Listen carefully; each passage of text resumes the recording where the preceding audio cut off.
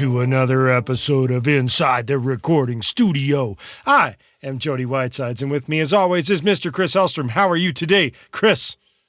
I'm doing all right. I'm a little bit burned out. I've been busy, thankfully enough, the last couple of weeks here, but I'm good. I'm a little disappointed because you were a little bit pitchy on that intro there. It was pretty low for you to control, I think, so. I was, you know what? I don't care. Yeah, that's the correct answer. Yeah, podcast intro doesn't matter. That's right? right. Why did you even bring it up? Now I got to edit that out. All right. No, you don't. No, you don't. It's all good. Yeah, no, that's very apropos because that's what we're talking about today, right? Bass of some sort. Not bass vocals, but just bass. Yeah, not pitchy singers because that you are definitely not. A pitchy singer, most of the time anyway. Yeah, indeed. Low-end bass EQ frequencies to pay attention to. Say right? that 10 times fast.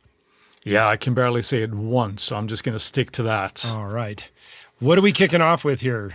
Well, the obvious thing here is ding, ding, ding. It's very, very content dependent. Now, what we're about to talk about today, the frequency ranges here will be very dependent on what type of bass track you're dealing with, obviously. Obviously. If you got let's say that you got like a classic rock track when you got eighth notes pounding away in the low end versus a more melodic part that's played higher up, you're dealing with a different set of rules essentially, or parts of the spectrum that you're going to need to work with. So, damn right.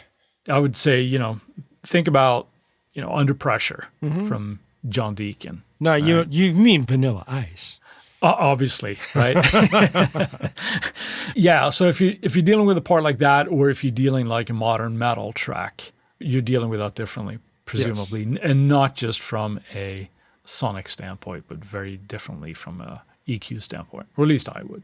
So, sure. Yeah. Let's jump right into this sonic juiciness. What are you starting with? I'm thinking that I might go with a little bit of a low cut, not very high here, because we need to be careful. So I might not even go any higher than like 30 type of a thing, because there's so much stuff that still lives down there. And then we wonder why there's no weight in our tracks, right? What about you? I mean, this is also like for bass, it's one of those things that's only when needed really for me. Yeah. I don't do a lot of high pass filtering on the bass.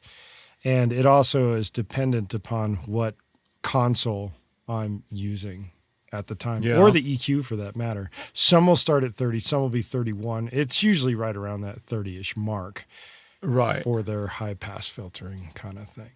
But that's assuming, of course, that we're dealing with console-style plugin, right? But if you're just dealing with a regular type of EQ, it can behoove you to probably get away with just a little bit of that super, super low end, like below 30, because there can just be some noise in there. And we have to be careful also because we're dealing with space where the kick also lives, right? So, but we'll discuss that a little bit later on, I guess.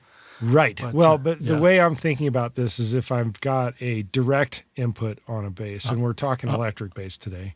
Right.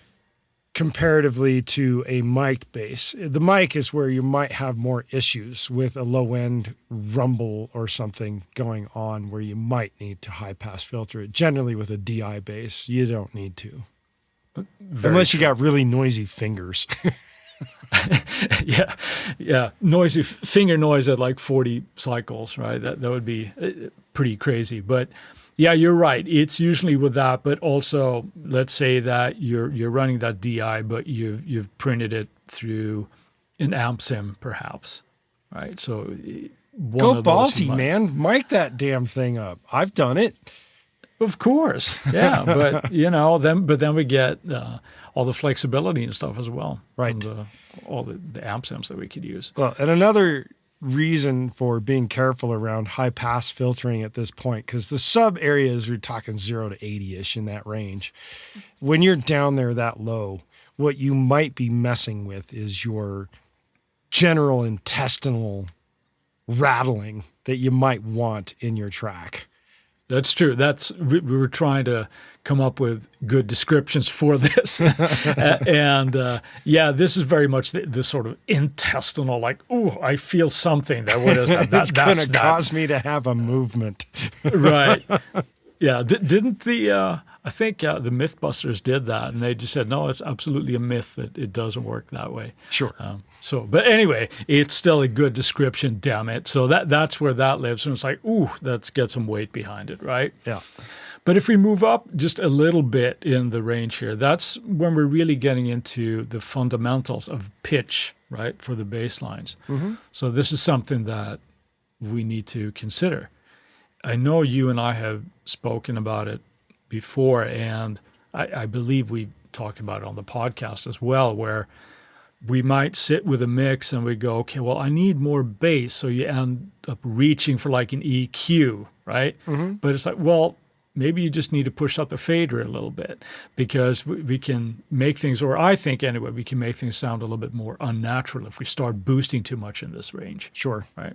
Yeah. Well, and the big range to really be careful with down here, and we're moving up a little bit beyond the sub range here and getting into the low end, is especially in the 90 to about 110 range. And in that range, you need to be kind of careful, because that's where it's a little mushy between the bass and the kick. And this isn't the same kind of mush as the mud that we'll talk about a little bit later, but this is kind of like just a gooey area of bass and kick.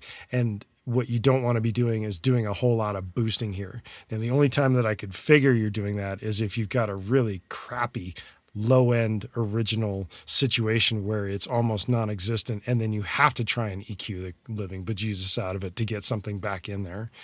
But that area between 90 to about 110 is just, it's not a good spot to be doing a lot of boosting.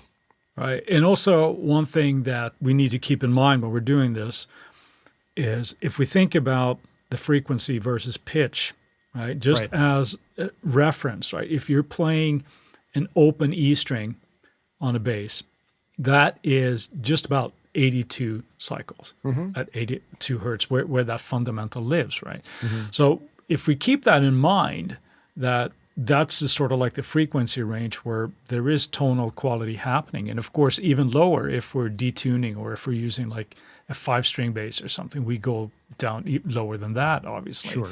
We don't want to be too aggressive with cutting here, but the area that you're mentioning where we can potentially come into the first harmonic of the fundamental, it can perhaps get a little bit messy, like you said, if we're trying to boost stuff right there.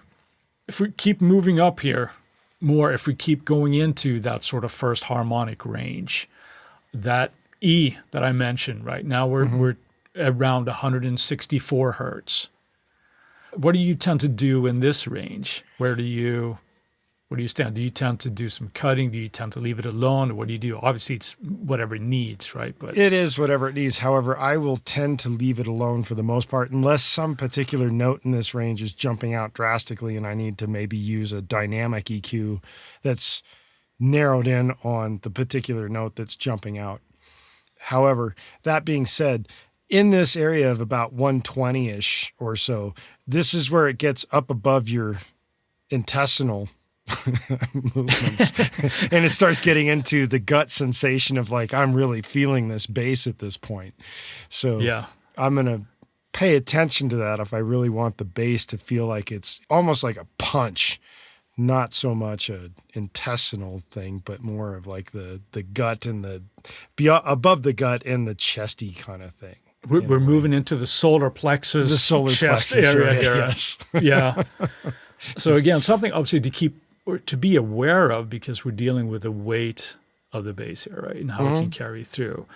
Now, depending on the part that the bass is doing, of course, something that I think we've all noticed is like during a performance, depending on whatever is going on else with other instrumentations and stuff, certain notes can really leap out at us at certain frequency ranges. Let's say that we go up from, we're moving up from the A to the G and up to a B flat, whatever, right?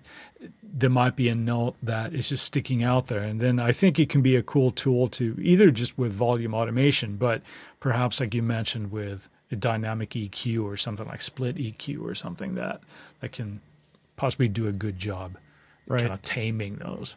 Well, and the other thing too, on the general overall sense of the bass sound, the electric bass sound, the 180-ish, 250-ish range can kind of be considered the meat of this particular instrument, which is different from the meat of like the guitar and the vocals. This can get in the way. Yeah. And if it's not in the way, great. If it is in the way, obviously you want to cut it. If you feel like you need a little bit more vibe in that area, then you want to use a really wide Q and maybe only boost it no more than 1 or 2 dB. Anything beyond that, it's getting tad drastic for that area.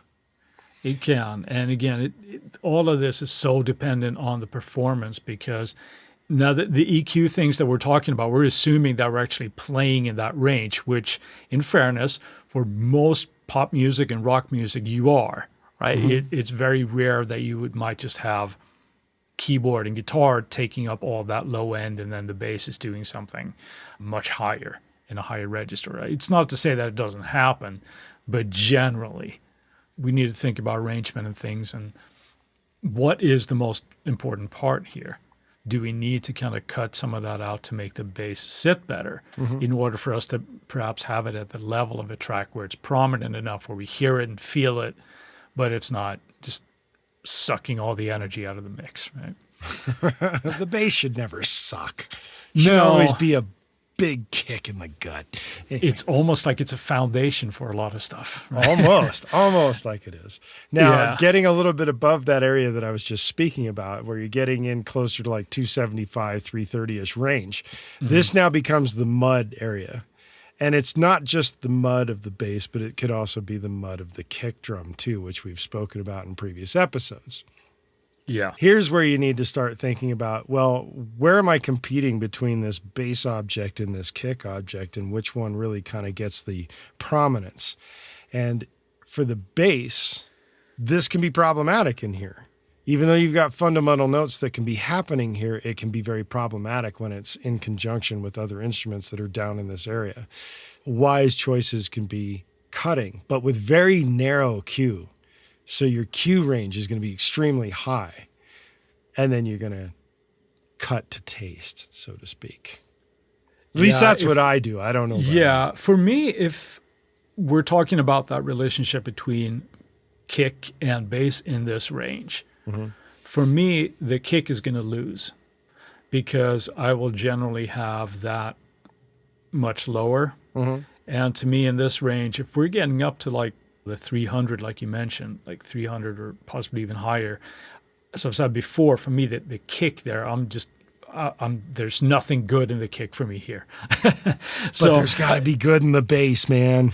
Yeah. What I'm saying is my method would probably be, unless I really have to, I would leave this range alone when it comes to the bass and then take out the kick.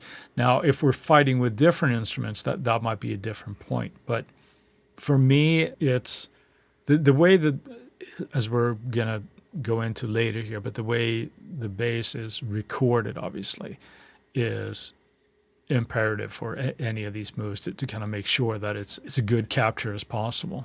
Sure. So. And not all of your bass lines are going to have mud in this area. I'm just saying that's the general area to watch out for. Yeah, it's a problematic area, I think, for a lot of things. Sure. Yeah. And with that, we're going to take a quick break for a word from our sponsors. And we're back. Where are we moving on to now, Chris? Well, I think we've taken care of just about everything, where the fundamentals and the low ends and the gut punches and the solar plexuses and all those things. So how can we add clarity to our bass line if it needs it? If it's just not, let's say everything here is sounding pretty good, but we're not getting the presence, I guess, and the clarity of our bass line. So where are you looking for this? In what area are you looking for this, Jody? Well, I guess I have to think about whether you're talking clarity of the overall sound or the articulation clarity of the bass itself on an electric That's a good bass. question. I'm thinking articulation-wise. Okay. For the articulation and for accents, I'm going to be looking somewhere in the range of 18 to 2400 is the general area. Now, that can vary a little bit depending upon the bass and the person picking with their fingers or a pick, and what kind of pick and what kind of strings and all that kind of garbage. So it could go down a little bit lower, maybe even possibly as low as 1,600 and maybe as high as 2,500, but it's in the general range of 18 to 24-ish. And in that range, you probably take a fairly narrow cue and a slight bump if you're trying to get a little bit more articulation out of your bass notes right there. But you have to be relatively careful with this. Yeah. Because this is also where a whole lot of your vocal clarity lives as well. And even though they're in two entirely different ranges, so to speak, you don't want your bass trampling all over your vocal. That's how I would look at it. And it can happen. So be very careful if you're trying to get your articulation on your bass at the same time you're trying to get some clarity out of your vocal as well. What about you? Yeah, I would echo all of that. For the clarity's sake of the bass, this is also one thing that, you know, you mentioned vocals and how much is going to be competing in that range, right? Yeah. Where we have to make that judgment call. It's like, well, what is the most important part of the song? Are we, you know, let's say if we're listening to that bass just along with the drums, for example, just the rhythm section, we're like, oh, that clarity sounds awesome, right? I can hear every note, every articulation, every little slide, every pick. It sounds amazing, right? Yep. But it could very well trample upon the vocal, like if we're not careful. So once the vocals and everything else comes in, some of that clarity might have to be sacrificed or at least tamed somewhat. And again, I think it's one of those cases where listening in solo mode is not a good idea, right? We have to hear the whole thing. But yeah, that's where the clarity lives. And one trick that I do a fair bit, and I know you do as well, but if I'm doing more of a rock track, instead of doing an EQ boost here, it might be good to use a parallel sort of distorted bass track here. They can add some of that bite without having some drastic EQ, so you can kind of get a little bit of that into the track. Now that I will generally do, as I said, on a parallel and then low cut, relatively high on that parallel to kind of do that. So that can add some of that as well, but that clarity can be dangerous or at least tricky in a bass track because it is so content dependent, right? Sure. What kind of track are we doing? Is it that aggressive rock track where we kind of want that to poke out there? Or is it more of a soulful kind of sting kind of a track, right? Where we just want a nice warm bass. And in that case, maybe we get really aggressive here and do a lot of cutting. I don't know. Questions we have to ask yourself. But absolutely, for that clarity of articulation, I will look in that range as well. So let's say that you're looking at, just like you said, like 1,800 to 2,400, that kind of vibe. Well, and to riff upon your distortion thing, you're saying in parallel. I have been in the room with a formerly famous bass player who is no longer on this earth. And he's famous for having played with a guitar player by the name of Yngwie J. Malmsteen. He always played distortion on his bass. It was literally part of his sound. It was not in parallel. It was on the sound itself. Yeah. It wasn't like he tracked one and then duplicated it and added distortion to another. And I just think in my mind of how he would even explain this. He'd be like, without distortion, you are playing like a pussy or something of that nature. Yeah. But that, I mean, in that genre, you know, if you're dealing with like hard rock or metal, that's the sound. It's kind of like, it's, you know, it's just as much as the aggression of like a distorted guitar. Like that's the sound. When I'm describing that as a parallel would be to a track where it's not necessarily that. And you could also, and I've been guilty of this as well, it's really easy to overcook that also. It is, yes. And I will say this. I have used parallel distortion on a bass in non-rock tracks, but it gets put in there very, very lightly, so it's almost not noticeable. But Yeah. if you are intently listening in some way, shape, or form, you probably can figure it out. It does give a nice definition to the bass part that's happening. You just have to be careful of not overcooking it. Yeah. There's, we're going off where I'm going off on a tangent here a little bit off of this subject, but Logic's pedal board does a great job of this actually when you're doing it because you can blend it. And I've been shocked at about how little you actually need to get in there. If you're thinking about percentages of sort of wet, dry with distortion for the bass, I mean, I'd be surprised if I would go over like 20% wet when it comes to that. So yeah, it wouldn't be much. Yeah. What is the craziest bass manipulation that you have done in terms of EQ to get something right in the mix beyond the fader moves? Oh, I would have to think about that. But there was a time where I believe I still have it, but I had a Sans amp, like the box, the Sans amp, like the yellow and black one, right? Yep.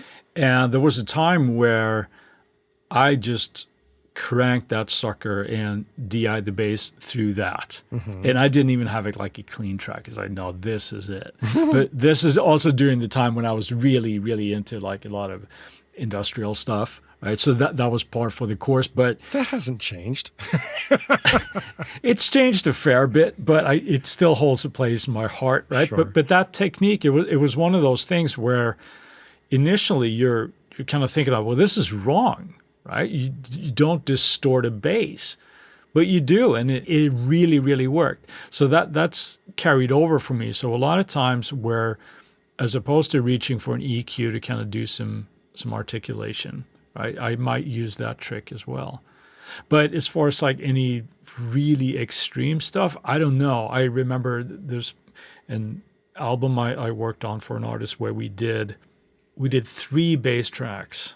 There was one straight DI, there was one amped, and then there was one sort of like DI out from the head of the amp as well, which was sort of like going through the amp section. Right. And all in the name of, well, let's capture as many options as possible, right? I think in the end, if at all, but I think maybe we used 2 of them. And I think that it was generally the amped cab that ended up losing out because it could get so woolly and the articulation just got lost in that because it was like, wah, and it's like, maybe we overdid that a little bit. But at least then you have the DI and stuff, so you can do that. Sure. But I'm not sure if that's very extreme of anything. But what about you? What have you done anything like sacrilegious EQ-wise to Yes, to I bass? have. Okay, confess, my son. I have taken a bass track, I have duplicated it. On one pass of the track, I would take a high pass filter and really high pass it out, right? So that I'm getting mostly just the upper end, like the 2K range and above, to get the articulation out of it. On the other version of the same track, I would do a low pass filter and probably low pass it as low as like 250. So you're cutting out like a whole lot of the mids. It's almost like using the Eventide plugin Fission, but doing it with 2 tracks and just 2 EQs. And literally just going for the low end girth and the high end clarity and erasing everything in the middle. All the meat in the middle. All the meat in the middle had to go. And what's interesting about it is the rest of the track supported that, and it worked because you got the feeling of what the bass was doing because you still got the articulation of the actual playing, and then you've got the low end guh of the bottom, and then the rest of the mids and the meat and everything else is taken up by the rest of the instrumentation in the track. Now, granted, it's a very dense track, but it worked. Yeah, I was going to say, what ungodly amount of instrumentation had to take place to be able to carry lots that of giant guitars hole. And everything else, it was a lot of stuff. So yeah, and it worked. Well, if it works, right? It's very abnormal, but it worked. Yeah. Well, those are the cases, like the times when you said that you sang through a piezo microphone, right? So if it calls for it, experimentation is key here, right? And it might not be something that you do on every track, but Right. Not something I would do on every track for sure. right. Yeah, no, I'm just going to create a giant hole here for myself. Yeah. Give you the impression that the bass is there, but it's not. Yeah, exactly. Well, as Nigel Tufnell said, it's a small line between stupid and clever. Right? So, what about high end though? Do you deal with high end really on the bass here, or? It's rare that the bass is going to get anything beyond the clarity area and possible distortion. Unless the track is really calling for the bass to sound like it's sitting in some kind of room and you need to hear the air of the room, I might EQ the air of some weird reason of putting a reverb on a bass, which doesn't happen often, but it can happen. It's not something that's common for me. What about you?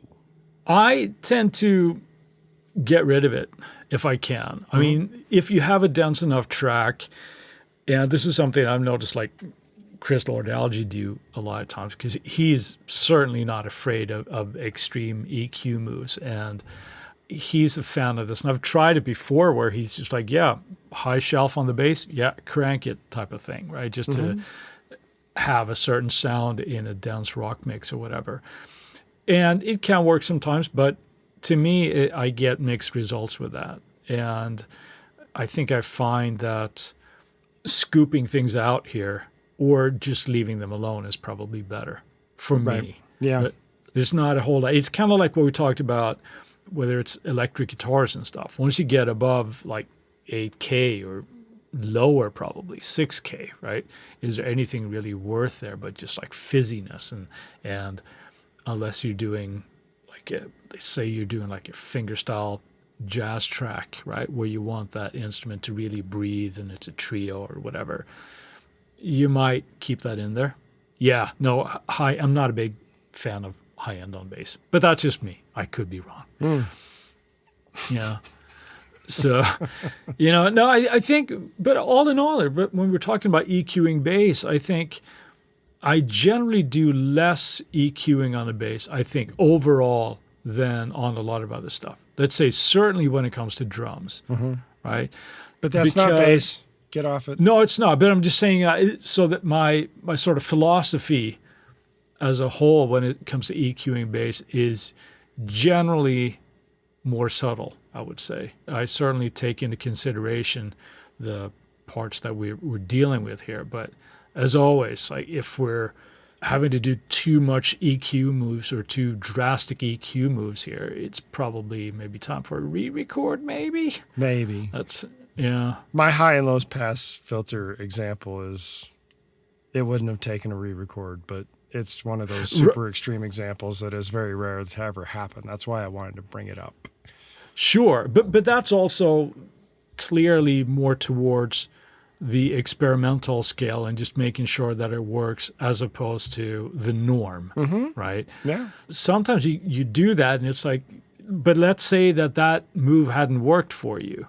Then it would have been time for retooling. For a re-record. Yeah, exactly. But paying attention to the part, the way it is, what kind of track it is, and use it judiciously or not, but just make it work. That's truer words were never spoken. Make it work. There you go. All right. And with that, we're going to move on to our Friday Finds. Chris, what have you got for us today? I'm fairly certain that I have mentioned this piece of software before. But shame on you. Yes, but it really, really came, I don't want to say to my rescue this week, but as I said, I had a relatively busy couple of weeks here recording guitars for certain clients. And it was one of those things where I used it on this track and I could just get the results I wanted really, really quickly. And it sounded really, really good. There was a fair bit of breadth to the sound. It wasn't just like one thing. It was I needed to do this, and I needed to do that, and I needed to do another thing sound-wise. And it just came through, man. It was Great. Like, okay. You haven't mentioned what it is. Oh, I should probably do that, shouldn't I? Yes. Neural DSP, the Soldano 100 plugin. All right, then. I got so excited I forgot to mention it. Yeah.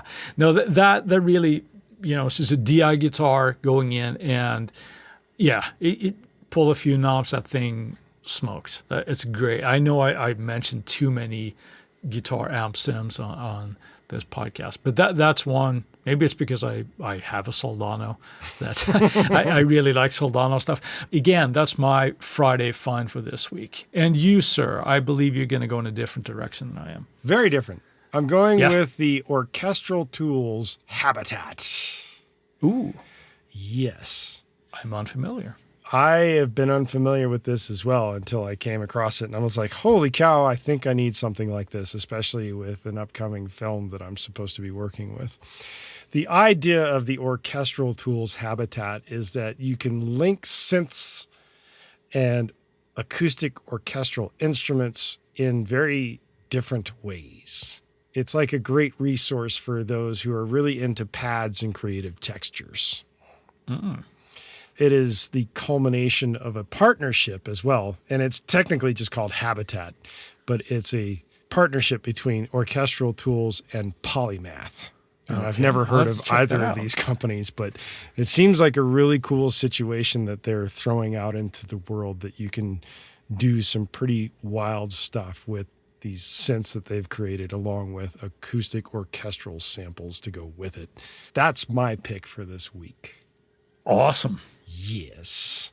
While we have your attention, we ask that you go to Inside the Recording Studio and sign up for our mailing list. Doing so will get you weekly reminders about the Tuesday tips when they come out, and we'll make sure that you don't miss any future episodes of the podcast. Send us an email at goldstar, GOLDSTAR, at InsideTheRecordingStudio.com with the word bass, and you'll get something cool back in your inbox. If you have a topic or a suggestion for Chris and I to explain in a future episode, contact us at the contact page, and we'll put it into consideration for a future episode. In addition to this and all of that I've just mentioned, if you like stuff and getting it for free, you might want to check out another page on our website called the giveaway page, because we do run giveaways from time to time. And with that, I'll say, see you next week.